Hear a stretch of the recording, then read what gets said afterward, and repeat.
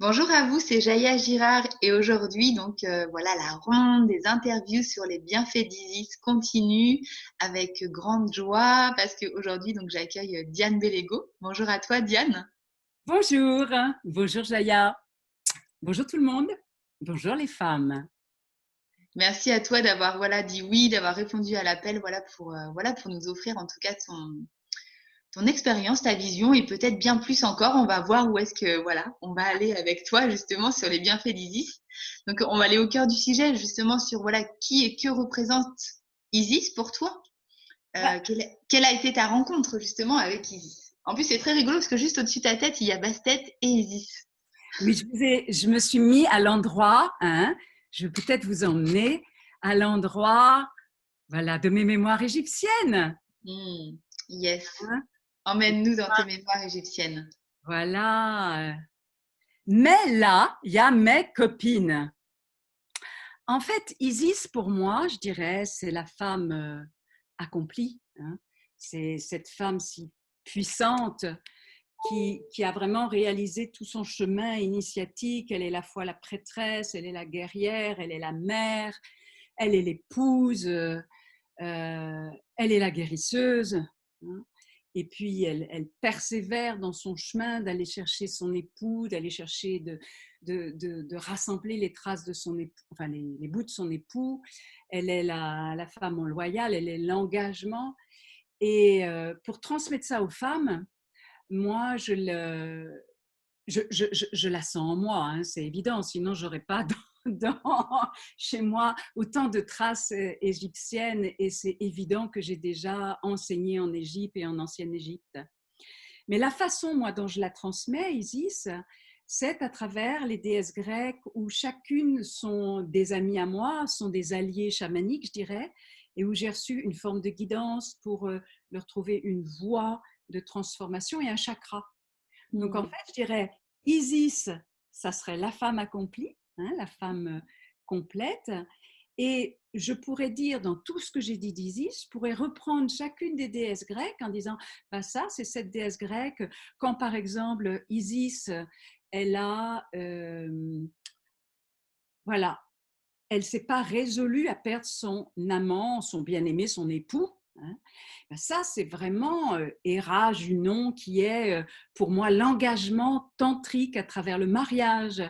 Quand, alors qu'il y avait les forces obscures, elle est allée, et qu'elle avait perdu son époux, son bien-aimé, elle est allée rassembler.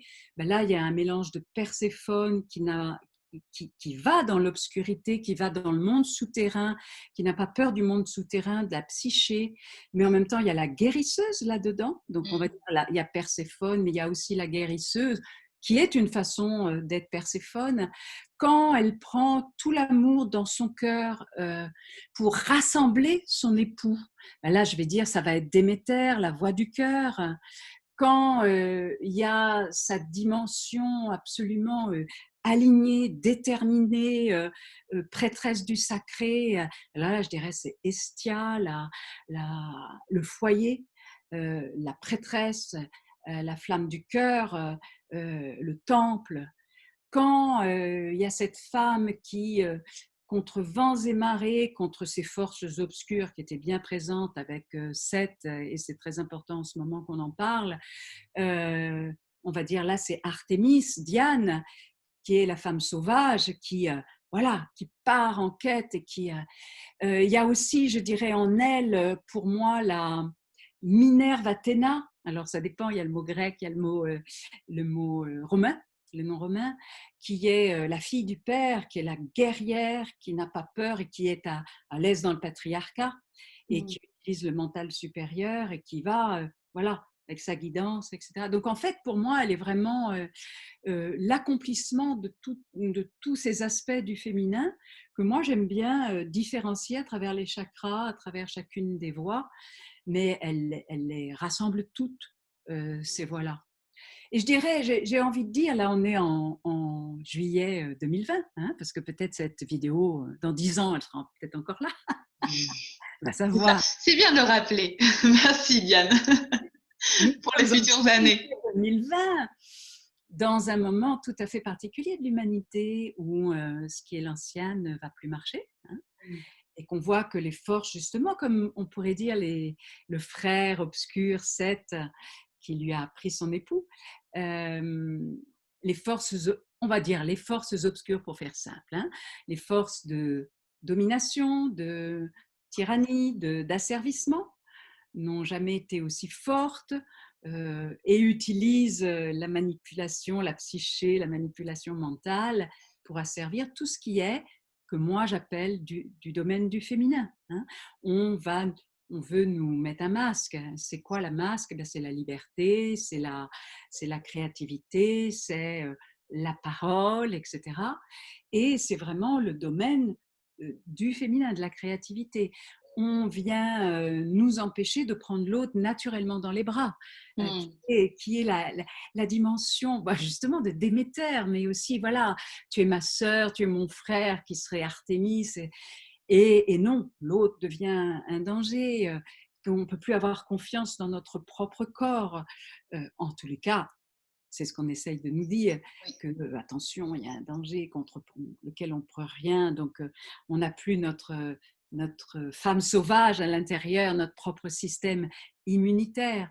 Donc c'est un moment très important que les femmes, euh, en tous les cas, je dirais qu'il n'y a pas eu de moment de plus important pour investir sur soi-même, parce qu'on a besoin d'être là dans notre propre souveraineté. Donc la voix du féminin sacré, c'est essentiel en ce moment, que ce soit incarné par les femmes, parce qu'elles sont physiquement ceci, ou que ce soit à l'intérieur des âmes, dans leur propre féminin intérieur sacré, de vivre leur souveraineté, de vivre leur cœur, de vivre leur capacité d'amour inconditionnel, d'accueillir ce qui est là et de ne pas se battre contre ce qui est là, mais Mm. d'épouser ce qui est là Mm. pour vraiment en tirer la quintessence. Ce qui est vraiment le propos du féminin, c'est-à-dire voilà, ce mouvement horizontal du féminin qui est un mouvement d'accueil, de réceptivité, de pardon, d'alchimie, et puis ce mouvement du féminin vertical d'amener de la terre vers le ciel, en tirer la quintessence pour nous amener vraiment percer ce moment pour qu'on puisse sortir de cette fameuse matrice, de ces forces Mm. d'atterrissement, on va dire, de domination, de contrôle. C'est Ça, on va ça. dire contrôle. Ouais. Merci Diane, parce que c'est vraiment ça, c'est finalement dans ce féminin sacré, c'est s'élever en fait soi-même. C'est-à-dire que il peut y avoir, quand tu parles d'embrassade, en fait, enfin embrasser, voilà, ne pas lutter contre, mais d'embrasser. Et justement, qu'est-ce que je fais, qu'est-ce que je deviens, qu'est-ce que je suis avec voilà, ce qui me semble contre moi, voilà, en l'embrassant pour finalement s'élever. Enfin, je vois vraiment se mettre debout, s'élever et du coup faire son propre choix. Voilà, c'est le propre choix, donc sa Alors, propre souveraineté au milieu de… ouais, je suis absolument d'accord, hein. C'est vrai, on a besoin de se redresser, ça c'est sûr. Mais dans ce moment comme ça de la terre vers le ciel, c'est non seulement pour moi de se redresser, de s'élever, mais c'est aussi quand on réfléchit de la terre vers le ciel, la matière est dense et l'esprit est subtil. Donc c'est vraiment un mouvement d'alchimie. Et pour moi, le féminin sacré dans sa dimension verticale, c'est ce mouvement d'alchimie. Donc on est appelé en ce moment à alchimiser et déjà passer par nous-mêmes. Qu'est-ce que ça vient toucher en moi, hein? Alors certains sont pris par la peur, d'autres voilà, partent en guerre contre l'ennemi extérieur. Alors que moi, ce que je dis, c'est que euh, ces forces obscures, entre guillemets, ces forces de domination ou ces forces de contrôle, pour faire plus simple, c'est notre cerveau reptilien. Et d'ailleurs, certains peuvent les appeler des forces reptiliennes. Si on fait alliance avec notre cerveau reptilien, au départ, ça se présente comme des démons, comme les choses qui nous font les plus peur à l'intérieur de nous-mêmes ou ce qu'on a peur de rencontrer en nous-mêmes. Mais c'est aussi des forces vives. Nous, les femmes, par exemple, on a besoin de réclamer notre Kundalini, mais pas la réclamer à l'extérieur, la réclamer en nous-mêmes, aller la chercher et qu'elle passe par le cœur, ce qui devient une force vraiment alchimique, d'aller réclamer notre dragon et non pas d'être manipulé par notre démon. Hein. Moi, j'aime bien dans mes déesses grecques, c'est à chacune, on envoie la dimension la plus belle, mais on envoie aussi la démon et on se régale à jouer nos démons, à les mettre grands. Ce qui fait que quand elle veut se jouer de moi, je fais ça serait pas ma démon qui vit là, qui est en train de s'exprimer, et du coup, elle ne se joue plus de moi, c'est moi qui peux jouer avec elle. Ça se passe tout. Hein. Donc, on a vraiment besoin de cette force d'alchimie et que ce féminin en nous, ce féminin sacré, étreigne pour tirer la quintessence de ça. Et donc, du coup, chacun d'entre nous, à travers notre propre cerveau reptilien, nos propres forces refoulées de notre inconscient, on va faire alliance avec, on va les épouser, on va les transformer, on va les alchimiser. Et du coup, va se révéler eh bien, cette force vive qui attend en nous de s'exprimer. Et du coup, on est dans notre pure souveraineté et on est exactement à la place où on doit être pour aider notre collectif. Mais on doit d'abord commencer par nous-mêmes. Parce que sauver notre monde, si on est toujours bouffé par nos peurs ou par notre ego spirituel ou par moi je sais mieux que toi, c'est pas comme ça qu'on va y arriver. Ou en voulant dénoncer à l'extérieur ce que je vois parfois faire. Certes, il y a des choses qui vont être révélées et il faut les révéler, c'est nécessaire. On a besoin de mettre dans la lumière, mais c'est différent de dénoncer un tel ou un tel. Ça, c'est autre chose. On devient ce qu'on juge. C'est ça, ne pas être dans la condamnation ou la critique, mais en tout cas être plutôt dans la révélation d'un constat, en fait, simplement. Après, oui, de mettre en lumière ce qui était là dans l'ombre et qui, avec, je dirais, l'accélération planétaire, hein, l'ascension de la Terre, et bien avec cet afflux de lumière qui est sur Terre, voilà, c'est mis dans lumière, tout simplement. en tout cas, cette souveraineté dont tu parles, voilà, c'est vraiment cette fréquence d'Isis-là. C'est comment, justement, c'est l'incarner pleinement. Justement, ça en vient à cette question que j'aimerais te poser. C'est comment justement, toi, tu intègres, tu vois, cette fréquence d'Isis à l'intérieur de toi, justement, voilà, si tu peux, en tout cas, offrir quelques suggestions, si je peux ainsi nommer, tu vois, aux femmes et aux hommes aussi qui pourront te regarder.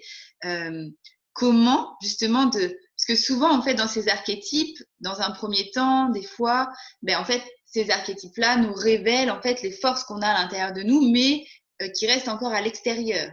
Et donc, comment, justement, intégrer, voilà, c'est ce que nous révèle chacune des archétypes. Donc là, par exemple, Isis et aussi toutes ces déesses grecques dont tu as nommé selon chaque chakra. Comment arriver à intégrer pleinement dans notre corps, voilà quelques suggestions par rapport à ça. Alors, moi, ce que je viens de dire, par exemple, c'est d'aller voir nos démons intérieurs et puis par un véritable travail, parce que ça touche vraiment notre cerveau reptilien. C'est bien caché à l'intérieur de nous. Hein.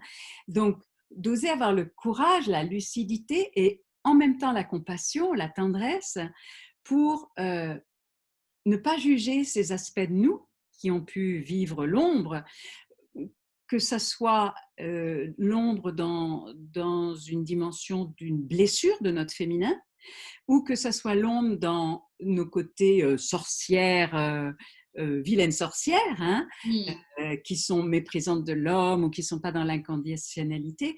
Oser regarder ça et oser les transformer, et quand elles viennent un petit peu se jouer de nous, avoir le courage et vraiment l'alignement intérieur pour dire de revenir, pour chaque matin se réveiller en disant voilà, je choisis d'être la meilleure version de moi-même. Ça me demande aussi d'être, en tant que femme, hein, en contact avec cette force de vie en moi, la force qui est dans mon bassin, et de la faire circuler, de la faire onduler en moi-même et de l'amener au cœur. Mais quand cette force de vie, hein, je parlais de la Kundalini, cette force extatique, cette force orgasmique en nous, quand elle s'éveille et qu'elle vient au niveau du cœur, eh bien, elle rencontre tout ce qu'on n'a pas forcément envie de rencontrer. Mm. parce qu'elle vient mettre en résonance, en fait, tout ce qu'on a mis autour de notre cœur, nos automatismes, nos colères, nos chagrins. Et avec beaucoup de courage, de persévérance, d'humilité, on a besoin de continuer à respirer, respirer, respirer, respirer, continuer à onduler, onduler, onduler, pour que ce qu'on a vu apparaître en nous se libère. Alors notre cœur, il est simple, il est simple et il est humble. Et en parallèle, on en parlait un petit peu quand on se disait bonjour juste avant, d'écouter ma petite fille de lumière, d'écouter mon enfant de lumière, parce que mon enfant de lumière, ça peut être mon petit garçon, ma petite fille, mais en tant que femme, en disant notre petite fille de lumière, qui est notre source vive. Et en ce moment, il y a tellement de choses très lourdes. En tous les cas, ce qui est vu à l'extérieur, c'est très lourd, c'est très dense. Et nous, on a besoin de se ressourcer à cette dimension de qu'est-ce qui rend mon cœur joyeux, mon cœur dans l'élan, qui fait plaisir à mon enfant de lumière, de jouer, de rire, de danser, de chanter, d'aller dans la nature, de caresser les animaux, de parler aux plantes, aux animaux, aux fées. Et alors, une chose vraiment importante pour moi, c'est en même temps qu'il y a plus de lumière sur Terre, tout ce qui est du domaine du monde subtil est plus apparent. Et la bonne nouvelle, c'est que le monde des fées et compagnie va être de plus en plus visible ou Mm. perceptible. Alors, c'est pas Disneyland, d'ailleurs, on pourrait parler de beaucoup de choses de Disneyland, mais c'est vraiment le monde subtil, les esprits de la nature et aussi nos aspects de nous d'âme, nos grands archétypes qui peuvent se reconnaître sous, par exemple, le dragon, la licorne, le cheval ailé, la fée du ciel, tout, le dauphin, la baleine, que sais-je, qui sont pas seulement des petites choses sympathiques pour les enfants, mais bien des forces ancestrales, je dirais galactiques. Osons un mot incroyable, galactique. On va être de plus en plus en contact avec ces dimensions-là. Nous le sommes de toute façon, mais nous le serons plus consciemment. Et ça, ça réjouit notre cœur. Je Mm. veux dire, aller chevaucher non pas chevaucher son dragon, mais découvrir son dragon intérieur. Tout le monde n'a pas forcément un dragon intérieur, mais peut-être c'est une fée, peut-être c'est une licorne, peut-être c'est un pégase, peut-être c'est plusieurs. Et suivre la joie de mon cœur. La joie de mon cœur ne peut pas me tromper. Mm. L'excitation en moi, oui, mais la joie de mon cœur. Le, Moi, par exemple, en tant qu'enfant, le jour le plus terrible de ma vie, c'est quand j'ai compris que le Père Noël n'existait plus, n'existait Mm. pas. Et il y a comme je suis tombée aux enfers. Je me suis dit, alors là, si cette dimension-là n'existe pas, alors là, je ne reste pas, hein, parce que ce que je voyais du monde, c'était possible que parce que cette dimension du Père Noël existait. Mm. Et ce jour-là, je suis rentrée dans un monde, mais ça a été terrible. Et la bonne nouvelle, c'est que le Père Noël, il existe. Alors, c'est peut-être pas le Oui, l'esprit de Noël existe. Père Noël et des êtres bienveillants comme des bons papas, hein, qui amènent plein de cadeaux, de guidance, existent, bien évidemment. Et que les élans, enfin les cerfs ailés, peut-être existent.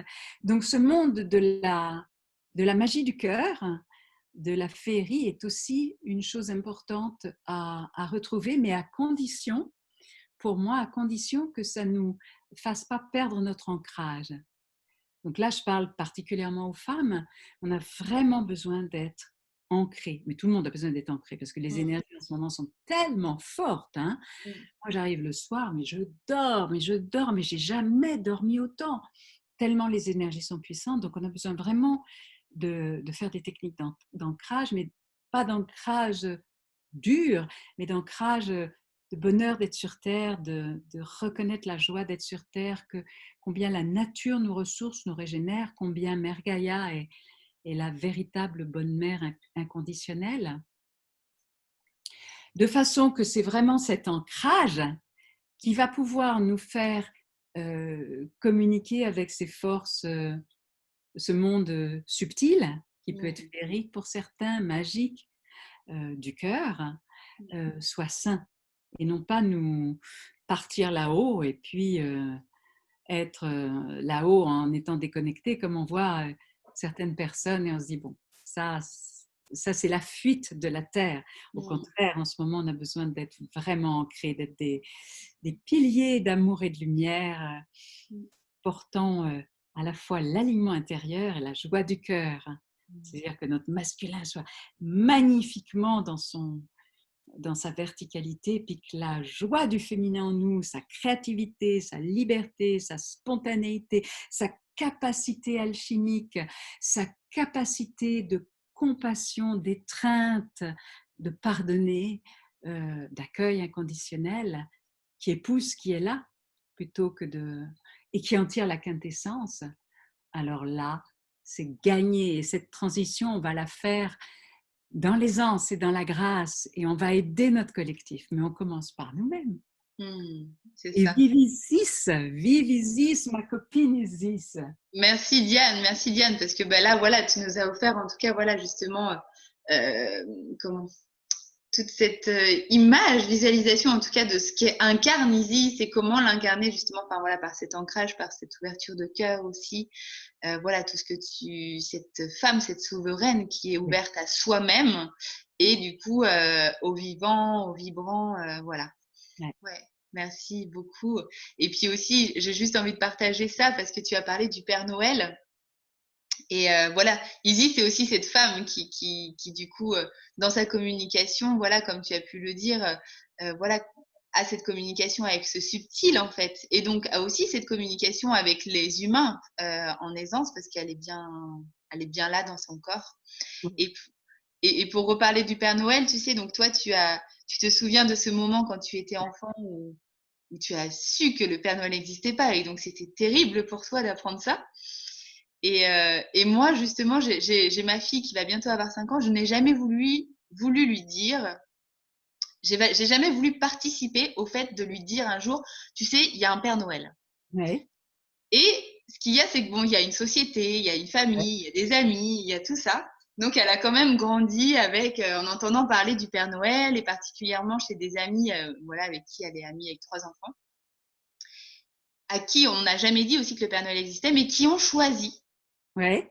d'eux-mêmes de croire au Père Noël. Et Yes. en fait, quand j'ai vu ma fille du haut de ses 2 ans et demi me dire mais si le Père Noël il existe et je lui dis tu sais moi je crois surtout que c'est l'esprit en fait hein, de Noël qui existe et voilà mais où elle choisit d'y croire c'est là où ça m'a vraiment connectée à ce que tu parlais tout à l'heure c'est l'enfant a besoin de sentir par quelques moyens qu'ils soient cette connexion avec tu vois avec ce subtil ce monde de l'au-delà et de bien plus grand que nous en fait. C'est-à-dire que l'enfant, il est en contact, mais il voit que le monde des parents et des autres n'a pas l'air d'être en contact. Et il va fermer ses perceptions. Alors que si on lui dit si, ça existe, alors c'est pas tout à fait comme on te raconte à l'extérieur, mais c'est pas possible qu'on ait tous adhéré au Père Noël, même, on est bien d'accord qu'il y a une dimension commerciale, Oui, mais on là, on est sait d'accord qu'on parle du au-delà commercial. Hein. la pensée co-créatrice fait exister, évidemment. Et donc, on l'a créé, le Père Noël. Et donc, qu'il y ait dans le ciel, dans le monde subtil, un grand-père bienveillant sur lequel je peux me référer et que je lui dis, s'il te plaît, tu veux bien, voilà, ce que je voudrais le plus au monde, c'est... et quand on leur demande aux enfants, vraiment, on les aligne à c'est quoi l'essentiel qu'ils voudraient, c'est pas la liste des jouets. C'est peut-être que papa et maman, ils s'entendent bien, ou que mon petit chien, il renaisse, que sais-je, que tout le monde il soit en paix, qu'il n'y ait pas de guerre, etc. Et ben, tu sais, si tout le monde le fait, on va y arriver. Et on est en train d'y arriver. Oui. Et donc, mais moi, je crois au Père Noël. J'ai un grand-père dans le ciel qui me dit plus tu grandis en âge, plus tu rajeunis. Je vais bientôt apparaître dans ta vie. Il est déjà là. Il est déjà là. Tu veux dire que j'ai grandi en âge et en âge et en âge. Donc, je vais le voir dans mon salon. La prochaine fois, je vous montre le Père Noël. Ça marche. Je reviendrai. Tu me montreras. J'espère que vous avez... Merci Diane. En tout cas, merci voilà pour tout ton partage. Merci voilà sur les bienfaits d'Isis. En tout cas, comment intégrer Alors, cette je fréquence divine voudrais en soi. te remercier parce que tu fais un travail, mais essentiel en ce moment, de transmettre avec ta force, ta petite fille d'amour qui te donne l'impulsion et la force qui est en toi, l'alignement. Tu transmets un enseignement, tu transmets une œuvre qui est essentielle en ce moment. Essentielle, essentielle, ce féminin sacré. Puis en plus, tu l'incarnes. Mm. Et ça me plaît. Mm. Ça me plaît. Merci Diane, merci beaucoup. C'est vrai qu'en tout cas, de toute façon, les noces alchimiques naissent tout juste et voilà, je me laisse porter aussi par rapport à ça et s'offre beaucoup pour le collectif. Ça m'amène beaucoup aussi, voilà, comme on en parlait tout à l'heure, à guérir, grandir, toujours s'incarner pour que ça puisse servir en tout cas. Et justement, les initiations que je donne, hein, voilà, les initiations de l'ordre de la déesse Isis, c'est vraiment ces initiations qui viennent, voilà, guérir notre corps de lumière, en fait, hein, pour vraiment que ça s'intègre, justement. C'est un rassemblement, une unification de soi en soi pour que notre corps physique, émotionnel et de pensée aussi guérisse et qu'on puisse vraiment, après, encore plus s'incarner dans le corps. Et ouais. Et accueillir tout ce qui est en train de se passer planétairement, galactiquement, parce on reçoit des énergies, mais c'est extraordinaire. Donc, on a besoin que nos corps ils reçoivent toutes ces initiations. C'est ça. Pour nous aider justement à nous rassembler, à nous unifier. Ouais. Merci Diane pour voilà tous tes mots, tous tes partages, ta fraîcheur, voilà ta douceur, ton amour, ton authenticité, ton humilité. Et tu vois, les mots défilent et défilent encore et encore. Donc un grand merci. Et je te dis à bientôt et je vous dis aussi à tous et à toutes à très vite voilà pour la prochaine interview sur les bienfaits d'Isis. Merci Diane. Brassée d'amour.